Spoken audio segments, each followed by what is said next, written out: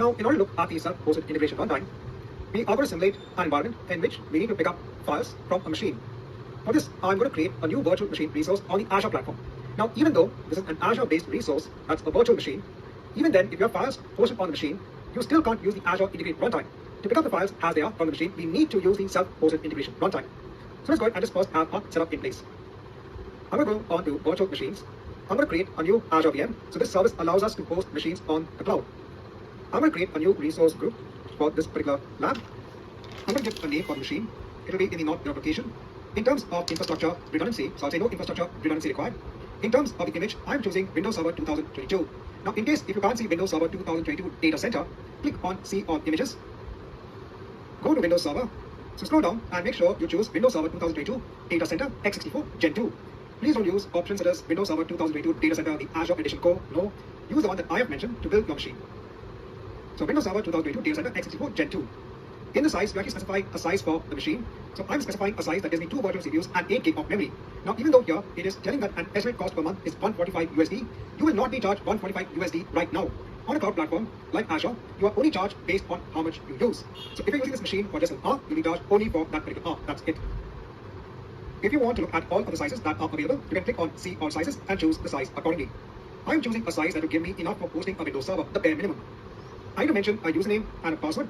This will allow me to log into the machine. If you are creating your own username and password, please make sure you keep a note of what you are mentioning as username and password. For the password, it must follow these constraints. So please make sure that you enter a password that meets these constraints. In the inbound port rules, please choose port 80 because we are going to be installing a web server on this machine. Go on next for the disk, leave it as it is. Go on to networking, keep everything as it is. On to management, monitoring, advanced, tags, review and create. And then go ahead and create the machine. So now please note that when it comes onto the DP23 exam, you are not required to know about building virtual machines.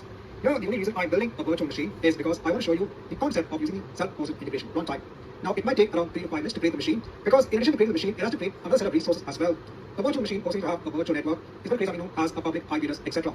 That's why I made sure to create a new resource group. So all of these resources can be tagged onto that resource group. Now, once I have the machine in place, I can go onto the resource.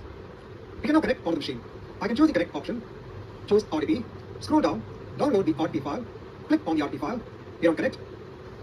Give the username and the password that I mentioned when creating the machine. Here, click on yes. And now you should be connecting onto the Windows server. Now, I will give a link onto the Microsoft documentation in case you're not able to connect onto the VM. They will give you, that link will give you some tips on troubleshooting. Please ensure that you're not connecting or trying to connect on your company laptop because your company laptop might have restrictions when it comes onto connecting to external resources. So now we have this machine in place. Let's mark it in onto this chapter.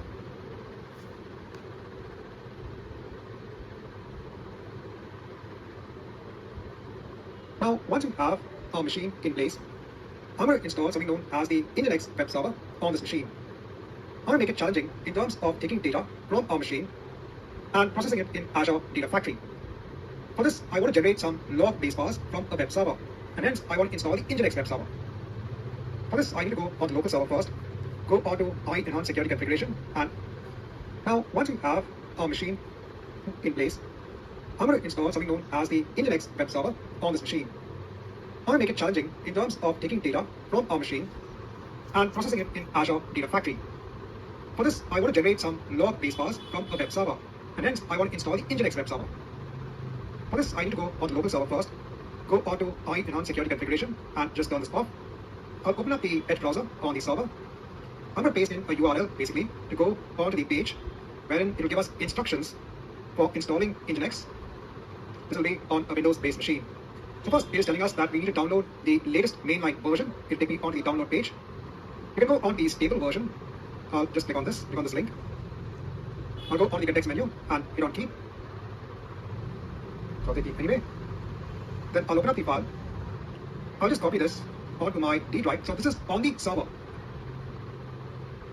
The next step is to go onto that folder and start Nginx. For this, let me open up PowerShell. Windows PowerShell, this is on the server itself. So we have copied it onto the D drive. Then